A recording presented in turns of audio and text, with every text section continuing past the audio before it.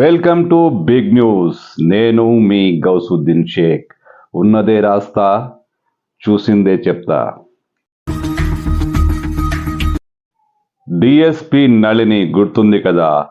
తెలంగాణ ఉద్యమ సమయంలో ఉద్యోగానికి రాజీనామా చేసి ఉద్యమ బాట పట్టిన డిఎస్పి, ఒకసారి సస్పెండ్ అయి మళ్ళీ ఉద్యమ బాట పట్టిన డిఎస్పి. అప్పట్లో ఆమె తీవ్ర నరకం అనుభవించారు. తెలంగాణ ఉద్యమంలో పోలీసు ఉద్యోగాన్ని కాదని ఆమె ఉద్యమంలో ముందుండి నడిచారు. ఫలితంగా సస్పెండ్ అయ్యారు. కానీ తెలంగాణ ఏర్పాటయ్యాక ఆమెను అందరూ మర్చిపోయారు. కానీ రేవంత్ రెడ్డి ముఖ్యమంత్రి పీఠం అధిష్ఠించిన తర్వాత మళ్ళీ డిఎస్పి నళినికి ఉద్యోగం ఇచ్చే ప్రయత్నం చేశారు. కానీ ఆమె సున్నితంగా పోలీసు ఉద్యోగాన్ని తిరస్కరించారు. ముఖ్యమంత్రి రేవంత్ రెడ్డి తనకు ఉద్యోగం ఇవ్వడానికి ముందుకు రావడం చాలా ఆనందంగా ఉందని, కానీ తనకు పోలీస్ శాఖపై, పోలీస్ వ్యవస్థపై ఇప్పుడు ఏమాత్రం నమ్మకం లేదంటూ ఆమె ఒక ఎమోషనల్ పోస్ట్ చేశారు. ఫేస్బుక్లో ఆమె చేసిన పోస్ట్ ఇప్పుడు వైరల్గా మారుతోంది. చాలా ఉద్విగ్నభరితంగా ఆమె రాసిన ఈ పోస్టు ఆలోచింపజేసేలా ఉంది.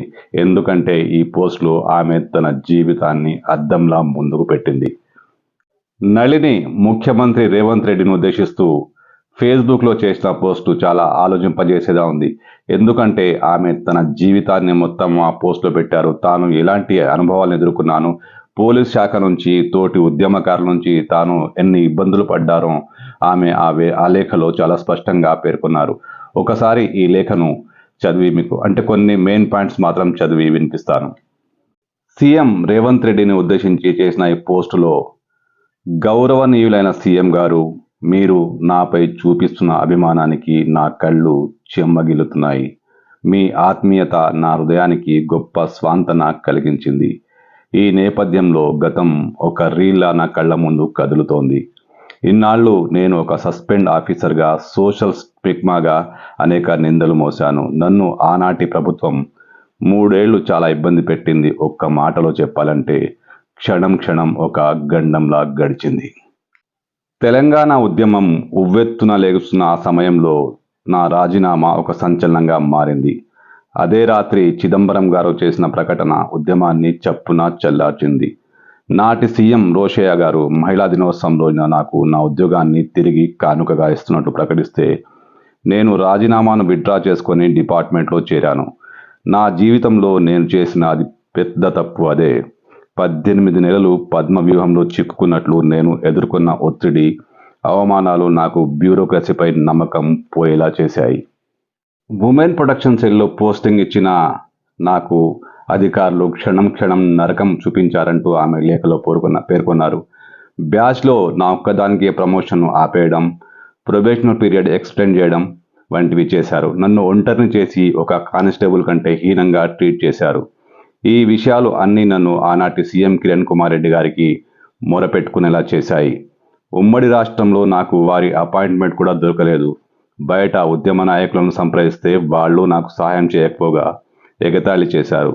ఇన్నాళ్లకు అంటే 12 ఏళ్ల తర్వాత రేవంత్ రెడ్డి గారు సీఎంగా నా సమస్యను వెలికి తీయడం అంటే మరణ కారణం తెలుసుకోవాలి అనుకుంటున్నారు. చాలా చాలా సంతోషం. ఇన్నాళ్లకు నా పోరాటాన్ని, సంఘర్షణను జనం తెలుసుకునే ఒక సందర్భం సృష్టించారు. మీకు నా హృదయపూర్వక కృతజ్ఞతలు.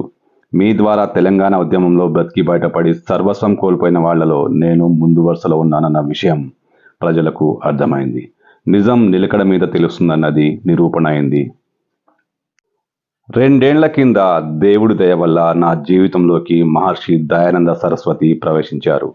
వేదమాత యజ్ఞ దేవతలు నాలో తిరిగి ప్రాణం పోశారు. అందుకే నేను నా జీవితాన్ని ఆ మహనీయుని చరణాలకు సమర్పించుకుంటున్నాను. జీవితంలో 10 జన్మలకు సరిపడా కష్టాలు పడ్డాను, చాలు. ఇక నేను ఎవరి కోసం ఇంకెటువంటి త్యాగము చేయలేను. జన్మరాహిత్యం కోసం అష్టాంగ యోగ మార్గంలో నడుస్తున్నాను. వేద ప్రచారకుల రాలిగా, వైదిక యజ్ఞ బ్రాహ్మగా సనాతన ధర్మాన్ని ప్రచారం చేస్తున్నాను. ఈ రకంగా ఆమె రేవంత్ రెడ్డి ఆఫర్ను సున్నితంగా తిరస్కరించారు. ఈ పోలీస్ వ్యవస్థపై, ఈ పోలీసు శాఖపై తనకు ఎలాంటి నమ్మకం లేదంటూనే, నాకు ఉద్యోగం ఇచ్చేందుకు ప్రయత్నించిన మీకు సదా రుణపడి ఉంటాను. ఒకవేళ నాకు నిజంగా సహాయం చేయాలనుకుంటే నేను పనిచేస్తున్న ఆశ్రమానికి సహాయం చేయండి, మీకు సదా రుణపడి ఉంటాను. అంతే తప్ప ఇక మళ్ళీ ఉద్యోగం చేయలేనంటూ నళిని చాలా స్పష్టంగా తన పోస్ట్లో పేర్కొన్నారు.